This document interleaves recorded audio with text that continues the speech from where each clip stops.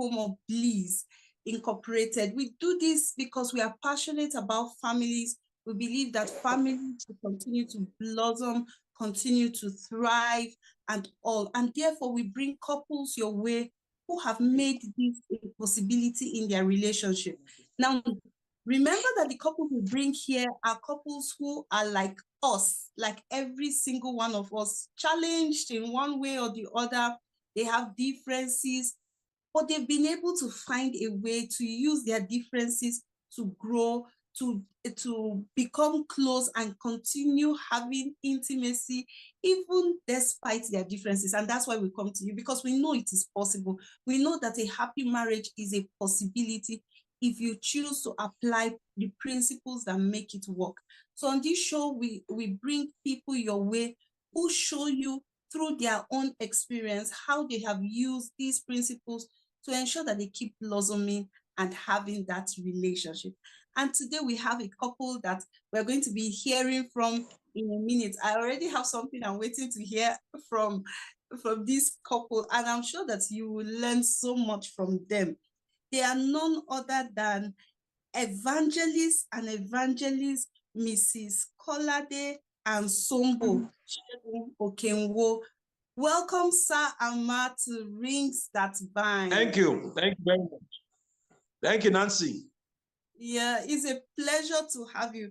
Now, this couple have been married for 28 years and they are blessed with 5 children. So, Sir, Ma, before we go on, we want our listener to meet you, to get to know a bit about you, what you do and all. The floor is yours. All right, thank you very much, Nancy. Thank you very much, viewers at home. It's a wonderful privilege that we have to be on this program tonight, and we do not take it for granted. Myself and my wife, yes, we've been married for 28 years. My name is KOLADE, and my wife is SUNMBO. We are both evangelists. We are into drama evangelism. We are also pastors, Christian Church of God in the Redemption City of God in Nigeria. That we are into educational management. We own a school, secondary, primary, high school, a private school in Nigeria here. Apart from that, we are into property. We own 2-3 estates. Apart from that, we are also farmers. We have 1 or 2 growing oil palm plantations, and we're gradually growing in other areas of life. I am also into politics. I'm a politician by the grace of God. I am local politics. I'm also involved in national politics. And what else? That's who we are. Wow. Yes, we are also we're into marriage counseling. Apart from pastoring, we are also into marriage counseling, and we are both actors. We're both actors. We act in movies. Wow, this is like a well-rounded thing. You do properties, you do farming. Oh, I do a bit of farming too. I have oil palm trees and also I'm into farming as well. Then you do acting, you do that. Wow, that's amazing. Like, I love the fact that no wonder you talked about finance. We have to come to that area and talk about that's good. Yeah. So then you have a school where you teach. Oh, sorry, a school you run. Yes. Education from cradle to secondary, high school, right? Yeah. Correct. That's amazing. It's a pleasure meeting the both of you today. Thank you. So, Ma, as we go ahead, I want to know how you met. Where did you meet? What was the first meeting like? And why did you decide to settle down together? Yeah. Okay. We met in the church. We were both in drama group. The first time we met, I think it was on the road. there was this crusade, and my husband and some other brothers in the church were going around pasting posters around. So I was just passing by. So the same denomination, but different branches. So they were pasting the posters. So I stood by to look and check. That was the first time he was going to see me. After that, we did a combined drama group, which is my church and his church. So that was how we met. We started relating. So, well, I was in secondary school. I thought I was just a secondary school leaver at that particular time, while my husband was in OAU for his master's. So I was a school start holder, and then he proposed to me as a master's holder. Wow. Wow, interesting. So what did you see? Like, what did you see? Well, basically, I knew what I wanted. I had already taken a decision that I was going to do drama evangelism. That's a gospel drama. And when she joined the drama group, I saw the way she was all out for the vision. She was completely sold out for the vision. She was ready financially, she was ready physically, she was ready even materially, even as 20. She was just 20 at that time. As young as that age of 20, maturity. And one day I had a revelation. She came to me with a bound thesis, and she titled Solutions to the Problem. That was the name of our group at that time. Watchtower was the name of that group, Watchtower Drama Group. And presented it to me in that revelation that this is my thesis, and gave it to me. So when I woke from that revelation, I knew that this is, somebody God is sending to me to be part of the solutions is that I will have both now and in future. So I took that decision that I will marry. And 2 years later, we got married. I was 25, she was 22 when we got married. Wow, interesting. So, what was it for you that made you decide to marry him? For you, what did you see? What was that thing that made you know that he was the one? This passion for God and for the work of God. At that particular time, I was not preparing to get married. I was shocked when he proposed to me because I was not even praying about marriage. I was praying about my admission into the university at that time. So when shocked, I was like, this man, why will he propose to me? And then I had peace in my mind. And apart from that, I had been praying to God that even if I'm going to get married, this one anyway, that I wanted somebody who loved God and to serve God. And I saw that in him, that he was committed and dedicated to the things of God. Wow, interesting. Okay, so I want to ask a bit about how it has been in the drama ministry, that's acting and or what has been the experience. How has it helped you both as a couple since you work together to do this? Yeah, of course, it's been a roller coaster experience. Sometimes beautiful, sometimes ugly, sometimes fair, sometimes not too fair. But in all history, or doing the same thing has really, really helped us. That there are times when our individual differences want to come in.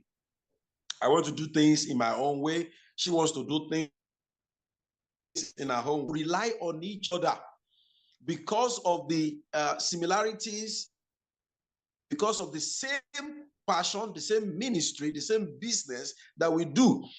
It becomes almost impossible for us to separate for 1 hour or 2 hours. It becomes almost impossible. So even when we decide to get angry with ourselves, get annoyed with ourselves, something, the ministry, the need for taking decisions together, the need for working together, the need for making choices and decisions on time will force us to do away with our differences as quickly as possible. And that is exactly, what the drama ministry, the things that we do similarly. Let me give an example. For example, there are times when I don't want to talk to her, or maybe she doesn't want to talk to me, but maybe there's a need to access a file or to access something, and I need to ask her. And of course, I'm angry. I don't want to talk to her. She's angry. She doesn't want to talk to me. But there's an urgent need to ask her a question because we need to I need to take a particular decision, and she's the one who can answer that question. I will have no choice than to go back and say, okay, now let's settle our differences so that we can move on. So it has really helped us to force ourselves into being together all the time. Thank you. Wow, that's interesting. I think that a lot of these things hold more benefits than many people realize. For example, we do, my husband and I too have the privilege that we work together sometimes in the construction industry. We actually met in school. He's a builder, I am too. And then, so we work together in that aspect. And then also with our marriage counseling work and all that we do, we have engagements that we need to do together. And sometimes it just holds you to a higher standard, kind of, because if you are doing this together, you cannot allow this rift to go beyond what it needs to go, because It's not just spoiling today, it's also influencing how you can impact and affect other people's lives and all. So, but many people don't realize that there are benefits to this thing, working together as a couple, and then how it helps you to come together. So I want us to move a bit into our conversation. Now, we're talking about differences, background, the backgrounds we came from and how they impact our relationship. So I want to ask, what specifically was your background like, as in the differences in your backgrounds that began to clash as you got married? Wow, plenty of background differences. In fact, we are a bundle of background differences. And it started manifesting immediately we returned back from our honeymoon. We actually got to the honeymoon. We were to spend 7 days in the honeymoon. We ended up spending 4 days. The differences started right from the honeymoon. We had to cut short our honeymoon from 7 days to 4 days so that we can get out of them, because we had already started having some issues right from our honeymoon. And so the first ugly incident came when we arrived from our honeymoon. We entered into our room and I removed my trousers. Now, let me tell you the background problem, where the problem came from. As early as 12 years old, my parents gave me a room. I had a room to myself as a 12-year-old. Now, when a 12-year-old has a room to himself, that's independence. So I do things that I like, the way I like in my room. When I go out to play football, I come back and I throw my trousers anyhow, anywhere. I do my things. I scattered my room. It was always scattered, terribly scattered. Well, you can say that. Sometimes my mother will enter my room and scream, and that's all. So when we came back from the honeymoon, that day when we came back, I removed my trousers and I threw my trousers as usual, and the thing landed on the door, and this woman screamed. I said, what? And she was like, how could I throw my trousers and the thing will land on the door?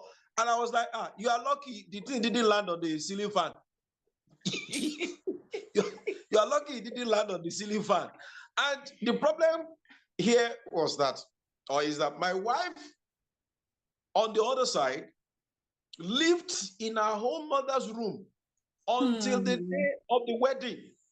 She lived in her mother's room. So it was a case of independence versus dependence. She was dependent on her mother. I was independent.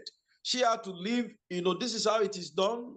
put this here, put that here. So when we got married, she wanted to box me into that corner of put this one here, put that one. I was like, for what reason?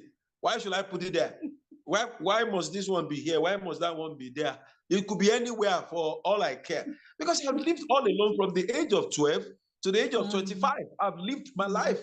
And here was a woman coming to come and change the way I've been living. Nancy, can I confess to you? It's been 28 years now, and I still throw trousers. Don't laugh. Wow. Don't laugh. Sincerely, I've tried to stop, but I just can't find myself stopping throwing my trousers because it has become part and parcel of me. So there are so many other things like that causes differences. I am also from the arts background. I studied history and international relations. My wife came from the science background. For my wife, 2 + 2 = 4. For me, 2 + 2 can be 22. 2 + 2 can be anything. And when she says something, I want her to prove it. We are taught to prove. In the arts, you don't just say it is white. You must explain why it is white. And if something happens, as an historian, I am taught to question why it happened. What led to it? What are the consequences? Because I studied Ghana Empire, I studied Mali Empire, I studied Songhai Empire, all the dead empires. We studied them. We knew why they failed. We knew why they collapsed. We knew the downfall. When things happen, it's always who caused it? What led to it? What does that contributed? That has always been my reaction. On the other side, my wife's reaction is, let's look for solution. Let's just solve the problem. And up till now, it's been 28 years. We are still managing that aspect of our background difference of looking back. I want to look back. She wants to look forward. She's a scientist. It's a problem. Wow, this is amazing. So she's kind of solution focused. You want to understand the root of the problem so that as you move forward, you'll be able to say, okay, this is why we got here. We have to understand why we are here first before we move on. Yes. Wow, that's amazing. So I want to ask you, who wants to just move on? With the challenge, with neatness and all, how did you feel the initial time when you got married with him throwing his trousers one spot? I guess his shoes would go to the other side and all. What was it for you, your own experience? It was I didn't like it. Like he said, I lived in the same room with my mom until the day of my wedding. So we keep things. And so you don't keep things around. But for him, he could keep anything. It really gave us a lot of headache. But we had to just talk to each other, found out that it was our background, not because he is bad or because I am bad, but our background, what was speaking. So we had to just accept it like that. Till now, that challenge that we still had was the challenge of money. My husband, when my husband goes out, if you don't mind, before we get goes out, he will give account of 5,000 naira. My husband gives me 2,000 naira. He wants an account of that 2,000 naira to the last kobo. Okay, so before you get into this finance, before you get it, because I want us to settle here a bit, but before you move into the finance, I still want us to look at these other differences a bit, because I have special love for that finance area. I have passion for there. Okay. So let's look at this and then we get to them. Now, you said computer, I think. So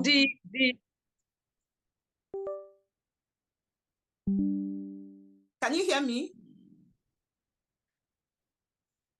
Hello? Yes, can you hear me?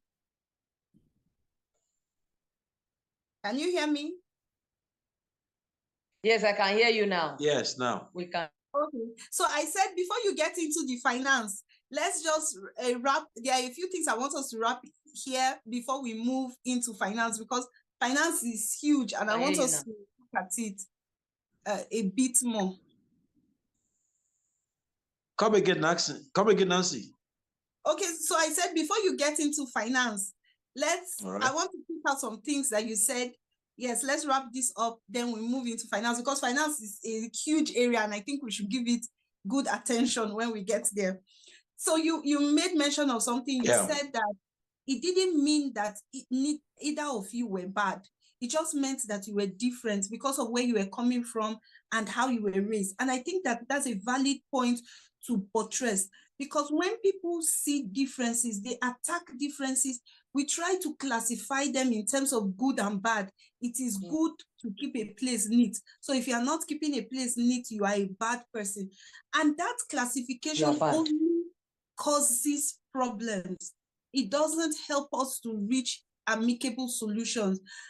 I find that a lot of people have this challenge when it comes to personality differences, that they want to box their partners into this cage of saying, this is the right thing to do. Now, that right thing you are talking about is right thing based on where you are coming from, based on what you know as a person, based on the experiences you've had. And it may not be exactly right for the other person. So the ability to look at the person and value them and still give them honor despite their difference and how they approach life that is different from yours, I think it's so huge. And when you said that, I just thought it was something I needed to buttress for our listener to follow up. Now, finally, before we move from this, how do you now manage those differences? Because you said they still exist, and obviously they are not causing the problems they used to cause. That means you have found a way to walk around it. What do you do to walk around these differences? Number one, we have that understanding. We have the understanding that after many years, and after many years of trying to change each other and realizing that it's not just working. It's not changing. I'm not changing, but we are blending. So understand that it is not what we need is not change. What we need is blending, accepting each other, accepting management of understanding. Those are the three key things that we have learned to do. Number one, accepting each other the way we are who we are. Number three, managing each other the way we are. So those are the three key things that we are, and it's helping us. It's really, really helping us, so that once in a while when we want to get angry, we just, and then again, we have also told ourselves that marriage is an hospital. Understanding that marriage is an hospital, a place where two people are sick and two people are doctors. You know, there are two doctors and there are two patients. We have come to see marriage as that kind of hospital where there are two patients and there are two.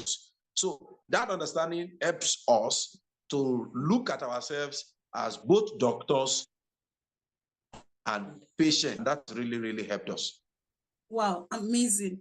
Now, I like the fact that you talked about blending. Like, so marriage is not, we don't come in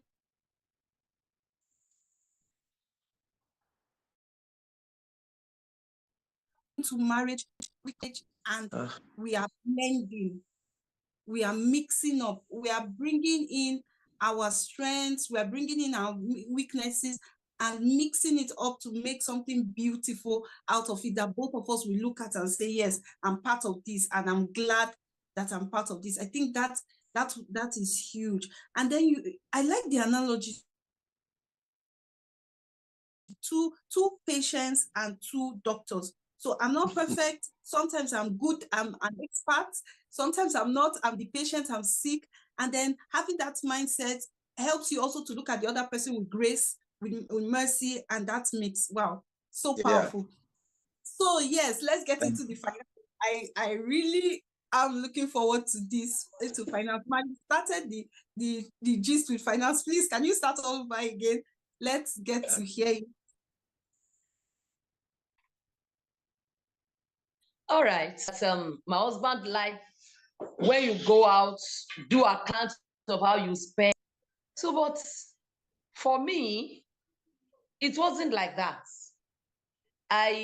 My mother that I lived with when I was younger, she was into business, and then I buy things in bulk from her. I go to sell, I remove my gain from it and give her whatever that is due to her. So, and I spend my money the way I like. I spend my money, and now I'm getting into marriage. Somebody will tell me 20,000 I gave you yesterday. There is 1,000 naira. You gave account of 19,000, still remain 1,000. You must remember how you spent it. Oh my God. It was just the height of it all. So I was like, don't you trust me? But I kept understanding day by day that it was not a matter of trust, but upbringing. You know, being, apart from that, my husband is an investor. Crazy. You said it yourself. My husband is an investor. He wants to buy land. He wants to tie it down. Tell him clothes. Oh my God. Tell him food. Ha. So that one, it was a serious matter that we dragged for some years. So later we began to understand, okay, you go ahead, it meant I do some little business, joint one also, which I am directly in charge. Then I use that for whatever, for him, for me, for the children.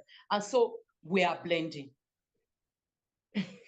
Wow, interesting. Now, there's something we teach about, it's a money, meaning that when two people fight about money, it's not because of the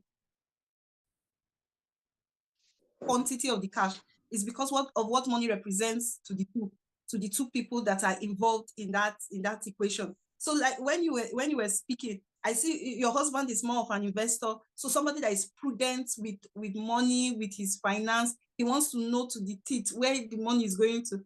Like I usually say jokingly, I say my money has eyes.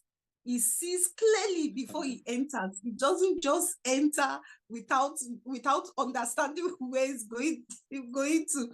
Yeah, so we have the reverse.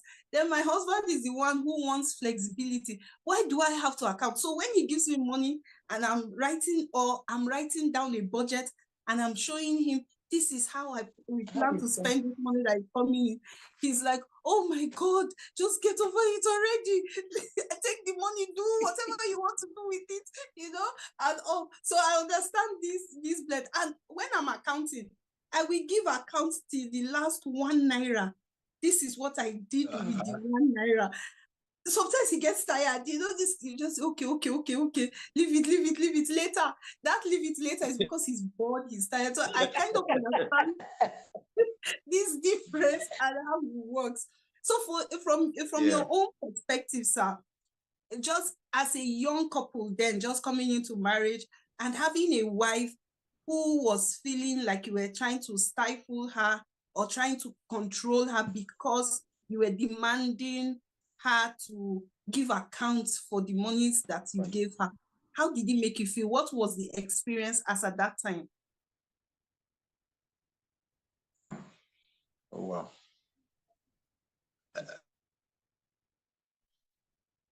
Hello, Nancy. Yes, I'm with you. Hello, we lost. We lost that part. Okay, so I said as a young man, a young husband then, and you came into marriage, your wife was feeling like you were trying to control or stifle her because you were asking for her to account for money that you had given her. What was that experience for you? Like initially from the onset, what was it like? Well, I didn't like it. In fact, at a point, as a young husband, I remember I called and you don't know how to keep funds. Oh, you are not this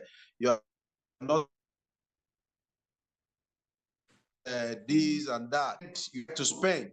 You know, I was angry because my background. I also come from a tribe in my country. I come from a tribe where they are known for being tight-fisted and very accountable. To the Ijebu tribe of Yoruba land in Nigeria. Ijebu tribe of Yoruba land in Nigeria are known to be just and very, very, very thrift with money. You know, affected me, you know, my thinking. And apart from that, my father raised this of accountability. Every kobo must be account. I remember as a young student, secondary school student, as a school leaver, I got an award. I got an award in my secondary school.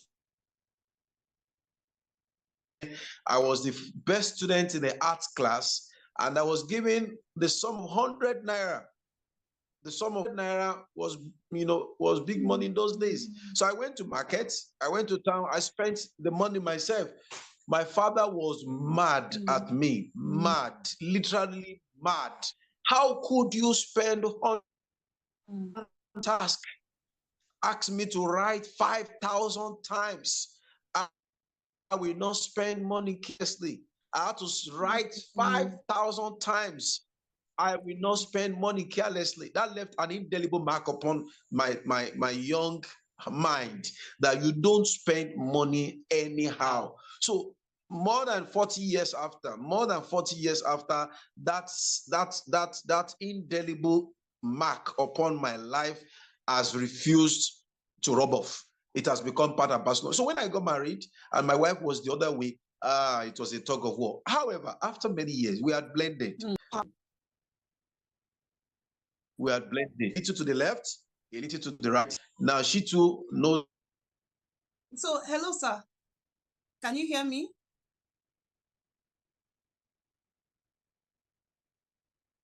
Hello, can you hear me?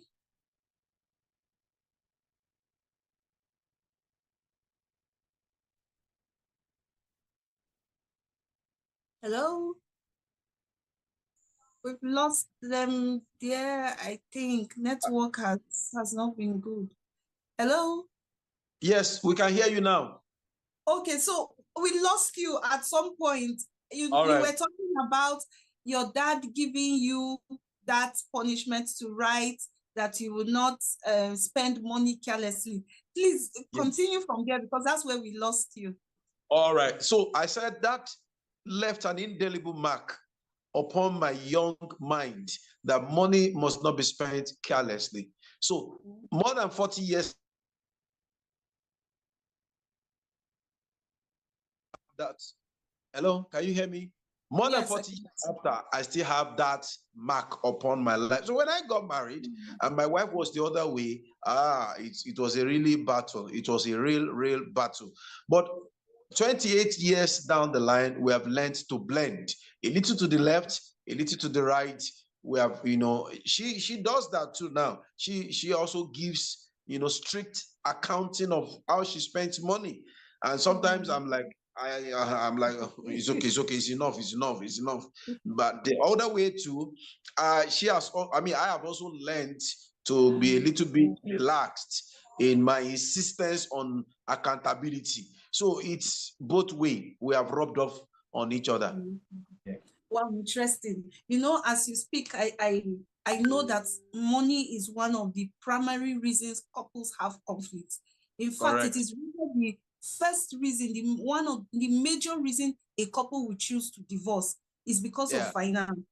And then this difference we are talking about is almost general, that people marry people that are not exactly like them when it comes to finance. So I want to ask you, what was the reason you chose to learn from each other and not instead choose to hide? hide your money, begin to keep money private from the other person. I say, this person just wants to spend. We call each other spender, stingy, and all. What was it for you that made you not take that route? All right, thank you very much. Well, we have seen marriages that had collapsed, several marriages that had collapsed because of this issue of money. So we had learned right from the day of our wedding. We remember what the man who preached, the pastor who preached on our wedding told us. He preached on a topic called Peace Conference. And he taught us that we're going to have challenges. And one of the areas he told us we're going to have challenges was the area of money. So he had warned us. So we saw it coming. So we made a vow between ourselves that we are going to keep joint accounts.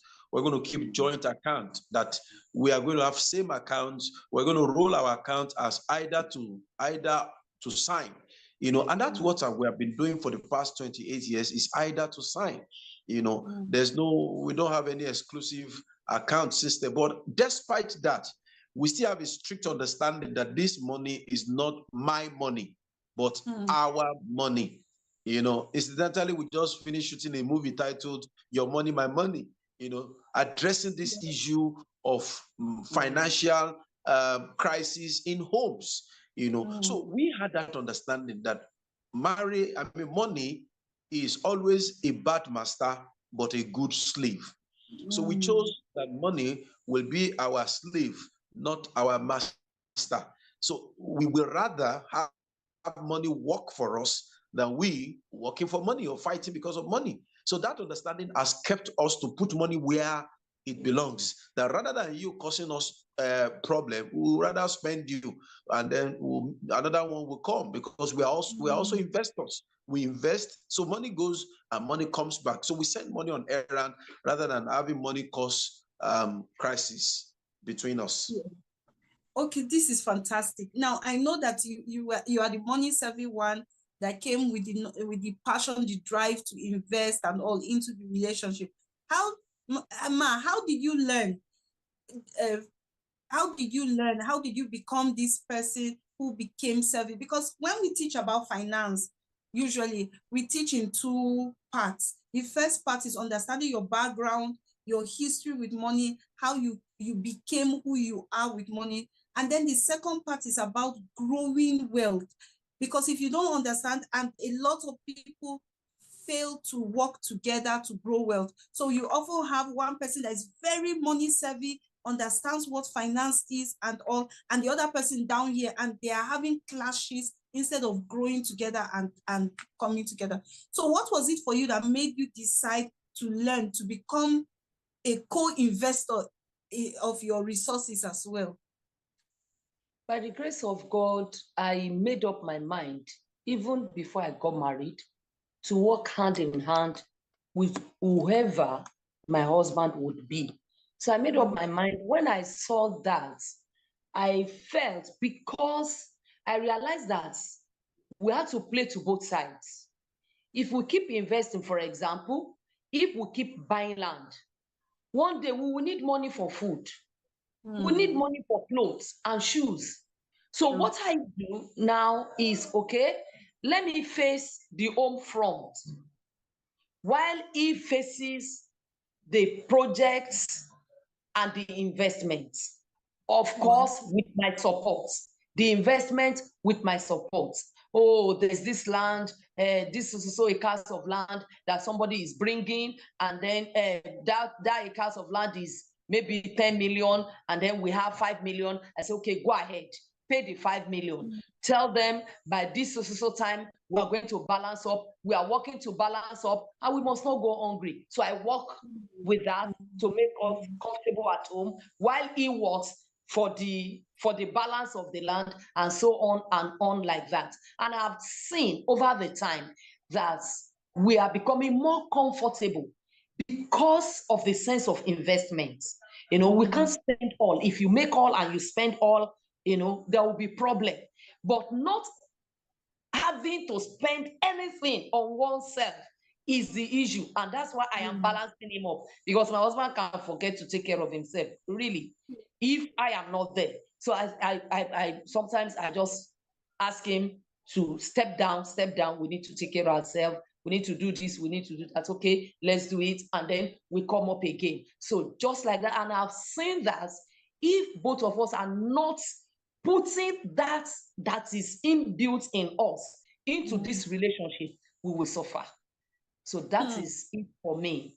You know, it just made me remember this quote from my favorite book. It says, 2 is better than 1, for there's more reward for their labor. As human beings, we tend to be extremists most of the times. So somebody's need for investment and they want to put everything into investment. Imagine if going alone, there are days he will probably not have what to wear, as he will probably not a card, a befitting. So people are looking at him and saying, what's happening with this guy? Everything is going into the future, and the future never comes because he's for tomorrow. Now he has somebody by his side who helps to say, okay, this is good. We are putting this for tomorrow. But today also we have to live. Can the children also go to this playground and have some fun here? Can we also do this? Can you look at what you are wearing and put on something that is nice and all? That's balance. And I believe that this is why God allows us to marry people that are our opposites, so that we can together find a balance. Because if we are left at, I've seen that before. I know a couple who both of them spent like crazy. The man was having so much money at some point in his life. He would go out. This was in the 1990s. He would go out and spend 250,000, 350,000 in a day. Come back home, the money is gone. The wife too was spending and spending. Today, they are still living in a rented apartment. Money is not coming like before. They have to reach out to friends, to family, to support them in taking care of their children and all. You know, just that extreme, because they were 2 people that are the same. Now, but then unfortunately, when we find this mix, people want to begin to hide and cover and protect instead of utilizing it for growth. So thank you so much for sharing this part of your experience. It's really handy. It's something that I would encourage you, the listener, if you are here, please come back and watch this again, learn from it, and develop these tools so that you can use it.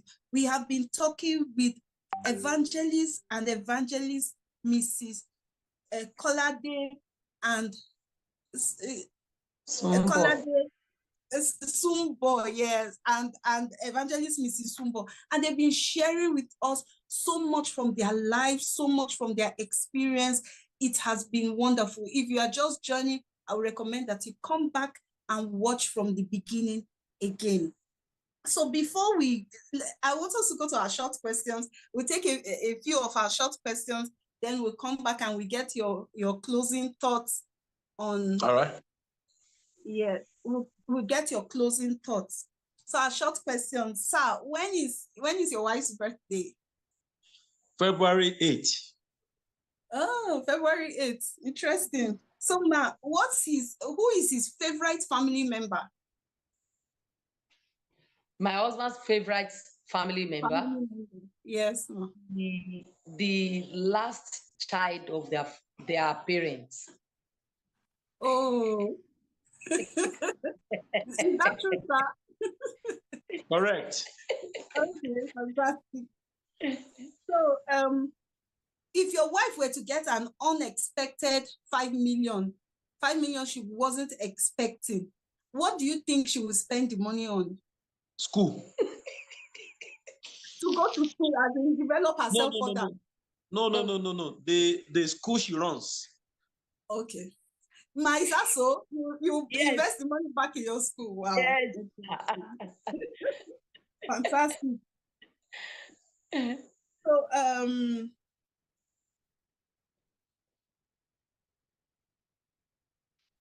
So if your husband, what would, if he were to, like, you were not there and then they came back and told you that your husband used money for X, Y, and Z, what would you say he used the money for?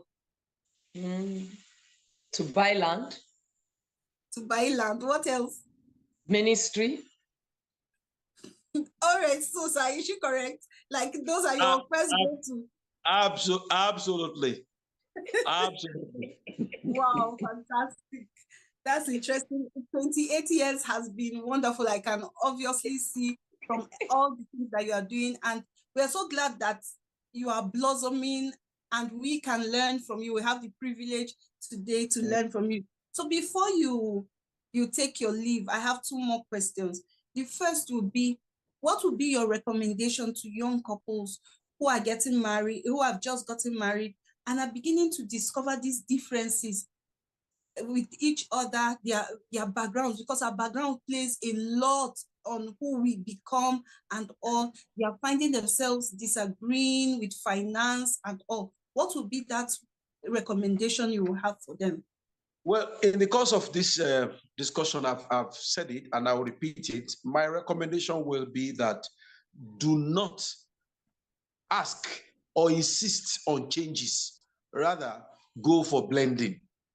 Go for blending, not changes. Just accept each other the way you are.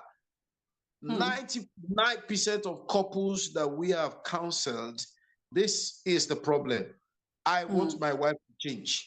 I want my husband to change. That word change is a problem causer in marriage. You must change. You must change. And we have seen it over and over that those who want change don't get the change. Rather, to get the change, what do? You blend. Blend. Don't ask for change. Blend. When you blend, you will not see the old again. You will just find that what you are asking for, you will get it over time. And then again, I challenge young couples, do not expect that somebody who has lived a particular life for 25 years, 26 years, and then you are getting married, you want that person to change in 26 days or 26 weeks or 26 months. She's not likely to change in 26 years, let alone 26 months. I have been married to somebody for 28 years. The traces of what I saw 28 years ago, I still see it now. After 28 years, the traces are still there. The traits are still there. The habits are still there. And so if my insistence is on change, I will cause trouble. And the same thing with me, vice versa. So then again, let every couple see marriage as an hospital, a place where there are two doctors and there are two patients. Thank you. Wow, amazing. Yes, ma'am. I will also add the place of communication is very, very important. And we must learn the act of communication. Most people don't communicate. Husbands give order. Don't be giving order. Listen to your wife. There's something in that woman that you need. She's not useless. You know, most men, especially in Africa, you know, once the husband has said something, it has to be carried out. You don't talk. You don't have an idea. In our home, we don't do that. When my husband wants to take any step, he comes to me and says, this is what I want to do. I can tell him, let's hold on. Don't take it yet. And you can be sure that my husband is not going to take the step until when he's sure that I am ready to support him. And when I'm supporting him, I will give all into it. So there's need to communicate. Communication is a two-way channel. You talk, she talks.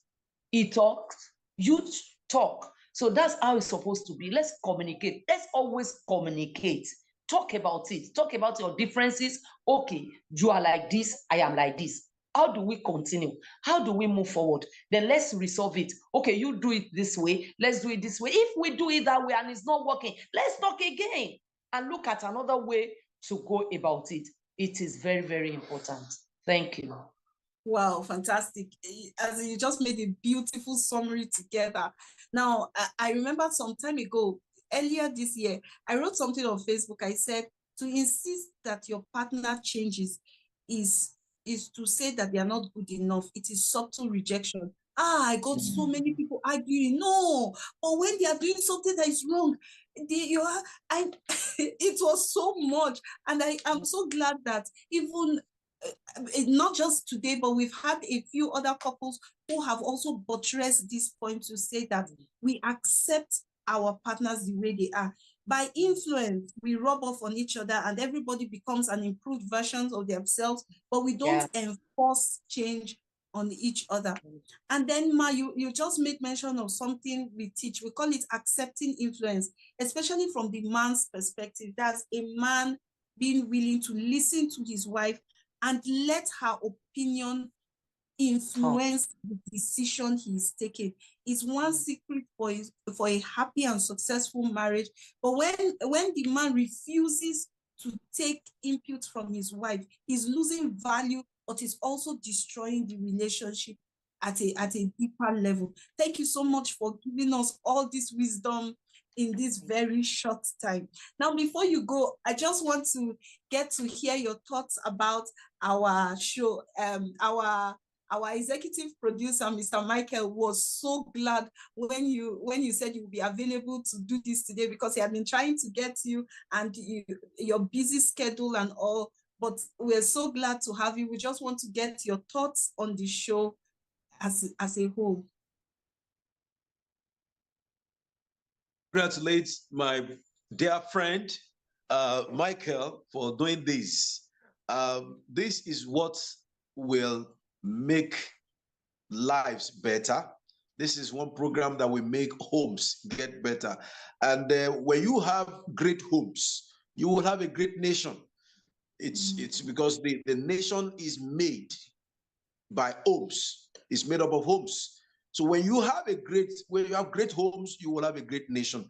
So I am saying, Michael and his team, you are building great nations.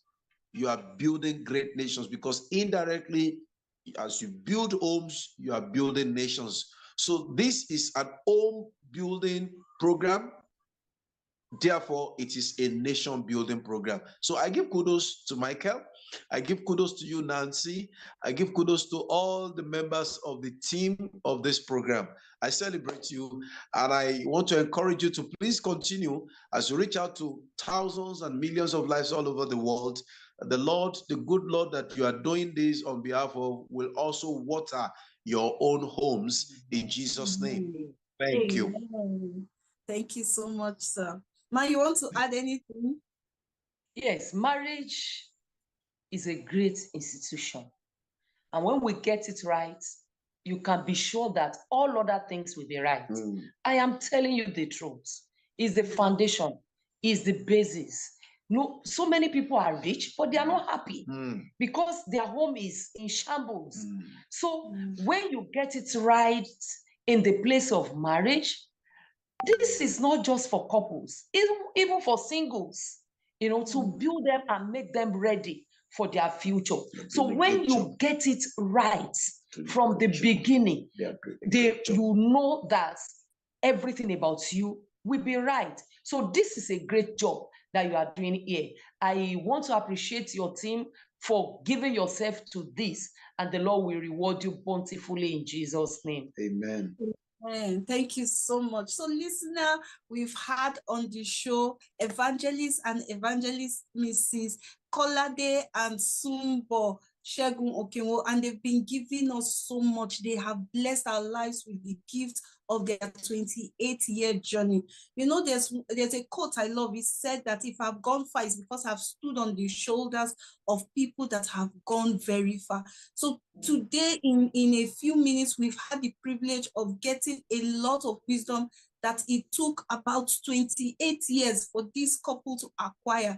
And we have been blessed here to get some of that wisdom, and guess what, for free. So we appreciate them for coming, and also you for being here, willing to learn, willing to go through this process, get the tools that are necessary to make your home a beauty.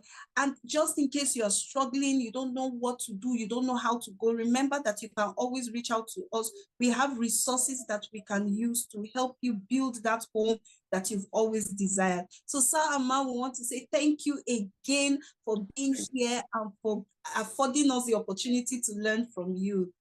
Thank you. Thank you. Thank you, Nancy. Thank you. Thank you. Please say me well to Michael. Yeah, he will definitely get to hear. Thank you, sir. So that's how it has been on the show today. Hope to catch you again next week, Thursday, as we come your way with another couple sharing their own perspective and their own wisdom and how they've made their marriage a success so that we can learn from them. Have a beautiful night rest from all of us on the Rings That Bind team. Bye-bye. Bye. Thank you.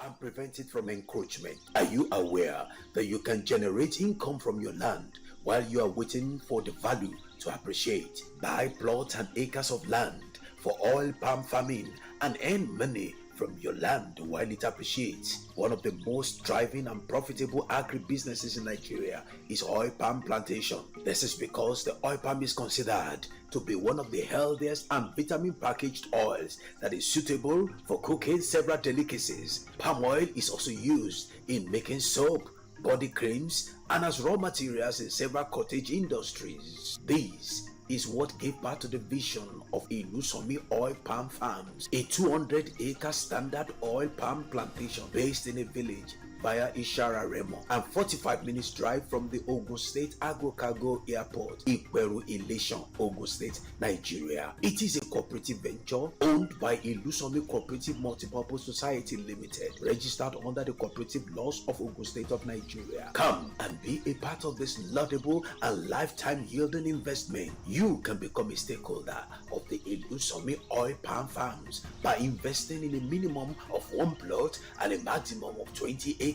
You can choose the self-management method or the proxy management option. With the self-management method, you manage the farm by yourself. Using the proxy management option, you commission us to manage the farm on your behalf. Evangelist KOLADE SEGUN-OKEOWO KSO, the chairman of Ilusomi Cooperative Multipurpose Society Limited and the MD CEO of Zion Stones Media, is the initiator of the Ilusomi Oil Palm Farms. Therefore, your investment is safe. For further details and inquiries, contact Ilusomi Multipurpose Cooperative Society Limited, Zion Stones Media Office, Suite 2, the New Abba Father Complex, opposite the White House Suites, Redemption City of God, Kilometer 46, Lagos Ibadan Expressway, Ogun State, Nigeria.